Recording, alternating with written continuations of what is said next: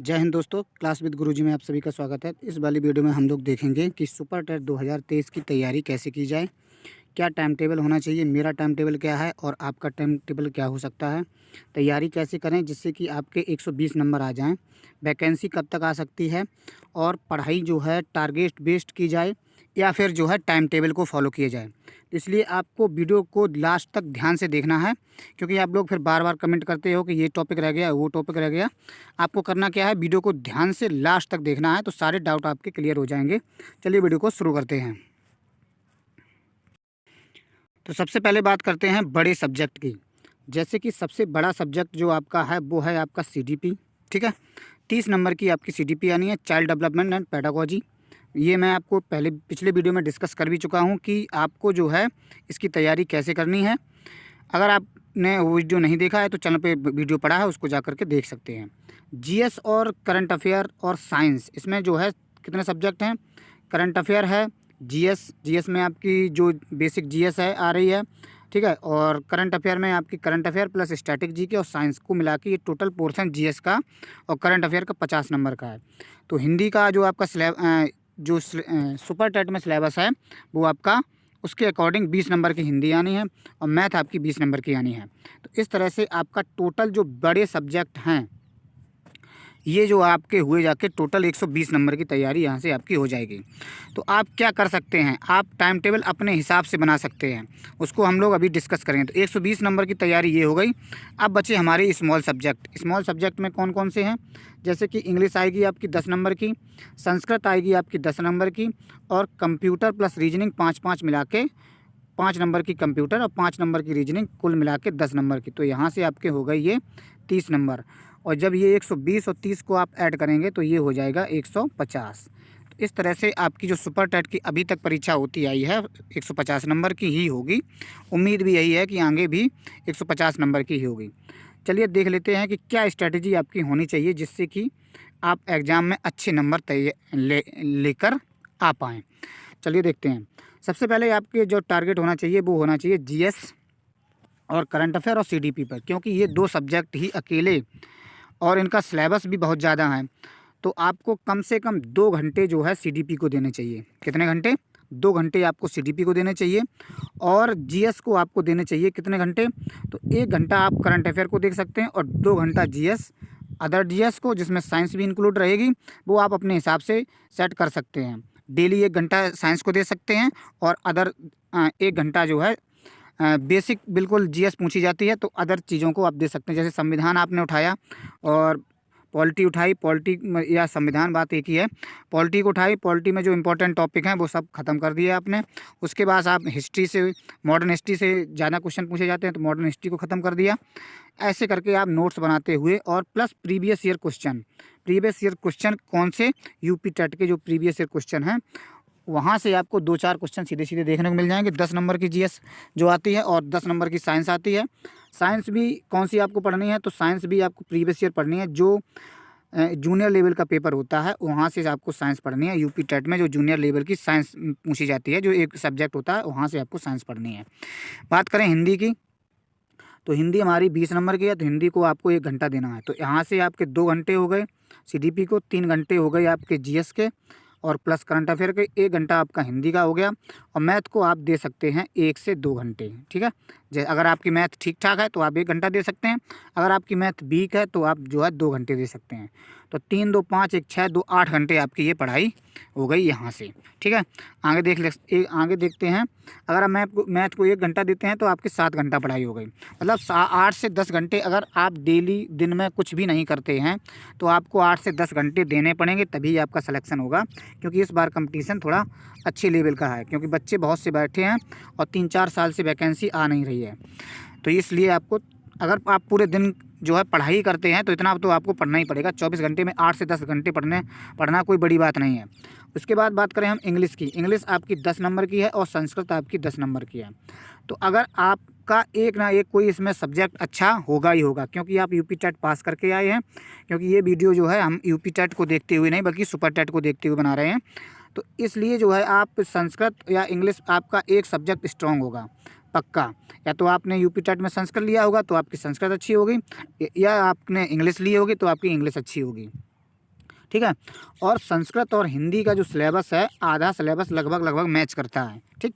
तो आप संस्कृत वहाँ से भी तैयार कर सकते हैं। आप ऐसा कर सकते हैं कि आधा घंटा आप डेली जो है इंग्लिश पढ़ सकते हैं और आधा घंटा आप डेली संस्कृत पढ़ सकते हैं। या फिर आपकी जैसे मान लो इंग्लिश तैयार है पहले से, तो आप जो है अभी संस्कृत की तैयारी कर दीजिए शुरू। संस्कृत जब कंप्लीट हो जाए उसके बाद इंग्लिश पढ़ना शुरू कर दीजिए। ऐसा भी कर सकते हैं। 3-3 घंटे 3-3 दिन जो है, 3 दिन इंग्लिश, 3 दिन संस्कृत और बाकी संडे को रिवीजन कैसे करना है ये भी मैं आपको बताऊँगा। तो 1 घंटा आपका यहाँ से हो गया, 7 घंटे उधर, टोटल मिला के हुआ टाइम 8 घंटे। अब बचा कौन? कंप्यूटर और रीजनिंग। तो इसका वेटेज ज़्यादा है नहीं, 5-5 नंबर का है। तो आपको क्या करना है, हर संडे को एक टॉपिक उठाना है कंप्यूटर का और उसको ख़त्म कर देना है। ऐसे ही रीजनिंग में करना है, जो भी टॉपिक आपके सिलेबस में दे रखे हैं एक टॉपिक उठाना है और उसको जो है ख़त्म कर देना है। तो इस तरह से आपकी रीजनिंग और कंप्यूटर भी ख़त्म हो जाएगा। इस तरह से आपकी 150 नंबर की तैयारी बहुत ही आसानी से आप कर पाएंगे सिर्फ 7-8 घंटे में। इसके बाद आपको डेली और क्या करना है मैं यहाँ पर डिस्कस कर दे रहा हूँ। सबसे पहले तो आपको जो 7 से 8 घंटे पढ़ाई करनी है वो तो करनी है, ठीक है। कम से कम आपको 1 से 2 घंटे रिवीजन के लिए निकालना है। पूरे दिन में आपने जो भी कुछ पढ़ा है उसका रिवीजन आपको उसी दिन करना है, ठीक। उसके अलावा हर संडे को जितना भी वीकली आपने पढ़ा है उसका रिवीजन करना है। हर संडे को वीकली जितना भी पढ़ा है उसका रिवीजन करना है। फिर ऐसे ही जो है नेक्स्ट वीक भी यही करना है कि आपने जो भी कुछ पढ़ा है हर संडे को उसका रिवीजन करना है। फिर जैसे ही आपका मंथ कंप्लीट होता है, जैसे मान लो आप अभी फरवरी चल रहा है, फरवरी में लास्ट के 2 दिन आपको जो है ये निर्धारित करने हैं कि इस मंथ में हमने क्या पढ़ा है उसका रिवीजन करना है। रिवीजन बहुत ज़रूरी है क्योंकि जितनी जल्दी हम लोग सीखते हैं कोई चीज़ उतनी जल्दी उसको भूल भी जाते हैं। तो रिवीजन से आप चीज़ें जो है आपकी कवर होती जाएंगी। और दूसरा काम ये भी करना है आपको, नोट्स बनाते हुए चलना है, नोट्स बनाते हुए चलना है। और तीसरा काम आप रिवीजन को इस तरह से भी कर सकते हैं, जैसे मान लो आपने आज सीडीपी का कोई एक टॉपिक पढ़ा, ठीक है, उस टॉपिक को आपने ख़त्म कर दिया, शाम को उसका रिवीजन कर लिया। 1 घंटा निकालो, 5-10 मिनट में रिवीजन हो जाएगा। बस उस रिवीजन का मतलब क्या है, सिर्फ रीडिंग करनी है, ठीक है। उसके बाद जैसे ही सुबह जब नेक्स्ट टॉपिक सीडीपी का आप पढ़ोगे तो आपको वो जो भी आपने पढ़ा था कल उसको एक बार सिर्फ देख लेना है कि कहाँ पर क्या था, कैसे कैसे था। इतना आपको करना है डेली हर सब्जेक्ट में, और नोट्स आपको बनाते हुए चलने हैं। आसानी से आपकी तैयारी हो जाएगी। अभी ये मान के चलिए, हाँ इस टॉपिक की बात कर लेते हैं कि वैकेंसी कब तक आएगी। तो देखो अभी तो ये जो बीएड वर्सेस बीटीसी वाला जो केस है उसका फैसला रिजर्व है, अब कभी भी फैसला आ सकता है। जैसे ही फैसला आएगा आपको तुरंत यूपी टेट का नोटिफिकेशन देखने को मिल जाएगा, और यूपी टेट का जैसे ही नोटिफिकेशन आता है सुपर टेट यूपी टेट का एग्ज़ाम हो जाएगा। यूपी टेट का एग्ज़ाम होते ही यूपी टेट की जैसे ही मार्कशीट यूपी टेट का रिजल्ट आएगा, यूपी टेट का क्या आएगा, रिजल्ट, परीक्षा होगी फिर उसके बाद यूपी टेट का रिजल्ट आएगा। यूपी टेट का रिजल्ट आते ही आपका सुपर टेट का नोटिफिकेशन आ जाएगा। तो आप ये मान के चलिए अभी 2-3 महीने कम से कम, अभी फरवरी चल रहा है, मार्च से अप्रैल में आपका कम से कम 3 महीने हैं आपके पास यूपी टेट के लिए, और उसके बाद कम से कम 3 महीने आप जोड़ के चलिए सुपर टेट का नोटिफिकेशन आने में। मतलब फरवरी, जनवरी, फरवरी, मार्च, अप्रैल तक ये आ जाएगा। अप्रैल तक आने की संभावना है। अप्रैल, मई, जून, जुलाई तक, जुलाई या अगस्त तक आपको यूपी सुपर टेट का नोटिफिकेशन देखने को मिलेगा। और सितंबर से अक्टूबर में आपका एग्ज़ाम हो सकता है ये दिसंबर में भी चला जाए, या सितंबर या अक्टूबर तक आपका एग्ज़ाम हो सकता है। तो ऐसी एक संभावना है, ऐसा हो सकता है।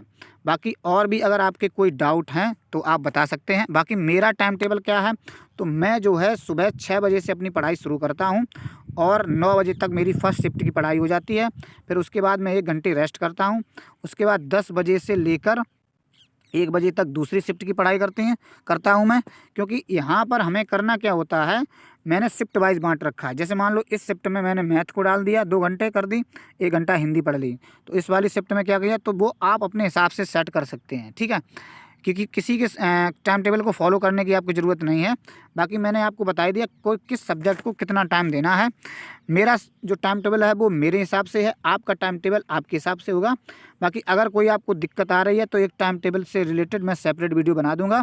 और जिस भी टॉपिक पर आपको वीडियो चाहिए तो कमेंट बॉक्स में कमेंट किया करो, और वीडियो को लाइक ज़रूर किया करो। और वीडियो का अगर चैनल पर पहली बार आए हों अगर वीडियो मेरी पसंद आती है तब आपको सब्सक्राइब करना है, अन्यथा नहीं करना है, ठीक है। अगर चैनल पर पहली बार आए हैं तो चैनल को तभी सब्सक्राइब करना अगर दी गई जानकारी आपकी यूजफुल है, लाइक है आपके, या आपको मेरे वीडियो से कुछ भी फ़ायदा मिल रही है। और बाकी जो भी आपका डाउट हो वो कमेंट बॉक्स में कमेंट करके ज़रूर बताएं। चलिए फिर मिलते हैं नेक्स्ट वीडियो में, तब तक के लिए जय हिंद जय भारत। ये 120 नंबर जो आपको मैंने बताया था, 120 प्लस ही नंबर आएंगे अगर आप इस स्ट्रेटजी से तैयारी करेंगे, क्योंकि अभी सुपर टेट का लगभग 7 से 8 मंथ है। 7-8 मंथ में सुपर टेट की तैयारी आराम से की जा सकती है, क्योंकि आप लोग यूपी टेट पास करके आए हैं, आधी तैयारी आपकी हो चुकी है। क्योंकि आप हिंदी भी पढ़ के आए हैं, सीडीपी भी पढ़ के आए हैं, मैथ भी पढ़ के आए हैं, ठीक है, संस्कृत भी पढ़ के आए हैं, या इंग्लिश भी पढ़ के आए हैं, जीएस भी पढ़ के आए हैं। तो 5 सब्जेक्ट पे तो आपकी कमांड होगी पहले से, तो आधी तैयारी आपकी है लगभग। अगर आपको अभी ये पेपर दे दिया जाए तो लगभग आप 70 से 80 नंबर, या कुछ लोग 100 नंबर भी ला सकते हैं, ठीक। तो बस अब आपको बाकी 20 नंबर और प्लस 30 नंबर की तैयारी करनी है। हमेशा टारगेट आपका 120 प्लस का ही होना चाहिए, तभी आपका जो है सिलेक्शन हो सकता है। क्योंकि आपको फर्स्ट लिस्ट में अगर आना है तो आपके 120 प्लस नंबर होना चाहिए। अभी गुणांक का पता नहीं है कि एकेडमिक गुणांक जुड़ेगा कि हटेगा, वो बाद की बात। यूपी टेट का 1/4 जुड़ेगा या हटेगा, वो बाद की बात। आपको अभी करना क्या है, आपको सिर्फ तैयारी पे ध्यान देना है, सिर्फ तैयारी करनी है, ठीक है। चलिए फिर मिलते हैं नेक्स्ट वीडियो में, तब तक के लिए जय हिंद जय भारत। चैनल पर पहली बार आए चैनल को सब्सक्राइब जरूर कर लें। अगर वीडियो पसंद आई हो तो वीडियो को लाइक कर अपने दोस्तों के पास सेंड करें, और मिलते हैं फिर नेक्स्ट वीडियो में, तब तक के लिए जय हिंद जय भारत।